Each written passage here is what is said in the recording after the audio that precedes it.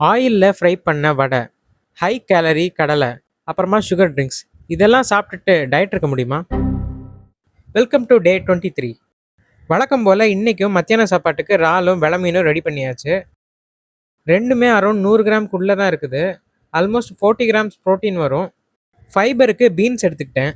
ஜலதோஷத்தினால தொண்டை அடைச்சிருந்துச்சு, அதனால போர்ஷன் கண்ட்ரோல்டாக என்னால் சாப்பிட முடிஞ்சுது.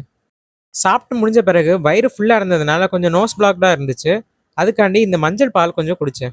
இதில் மஞ்சள், நல்ல மிளகு, அப்புறம் கொஞ்சம் சுகர் போட்டிருக்கு. ஈவினிங் எதாச்சியாக கிச்சனில் பார்த்தா உளுந்த வடை போடுறதுக்கு மாவு ரெடி பண்ணி வச்சுருக்காங்க.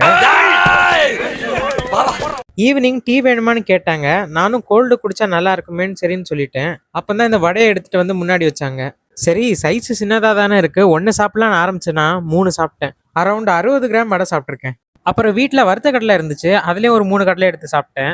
ஆல்ரெடி காப்ஸு ஃபேட்டுன்னு அன்ஹெல்த்தியாக நிறைய சாப்பிட்டோம். நைட்டுக்கு ஏதாவது ஹெல்த்தியாக ஹை ப்ரோட்டீனாக சாப்பிட்லான்னு நானே இந்த சிக்கன் சாண்ட்விச்சை ரெடி பண்ணேன். சிக்கனை எண்ணெய் இல்லாமல் வேக வச்சு ஷ்ரெட் பண்ணி எடுத்துக்கிட்டேன். 2 பிரெட்டை டோஸ்ட் பண்ணி அதில் ஒரு சீஸ் ஸ்லைஸும் போட்டுக்கிட்டேன். ஃபுல் ஆயில் உள்ள மயனீஸை கம்பேர் பண்ணும்போது சீஸில் கம்மி ஃபேட் அண்ட் ப்ரோட்டீன் இருக்குது. இது கூட ஒரு லெட்யூஸும் வச்சுக்கிட்டேன். கூடவே கொஞ்சம் ஸ்லைஸ்டு டொமேட்டோ அண்ட் ஆனியன் சேர்த்துக்கிட்டேன்.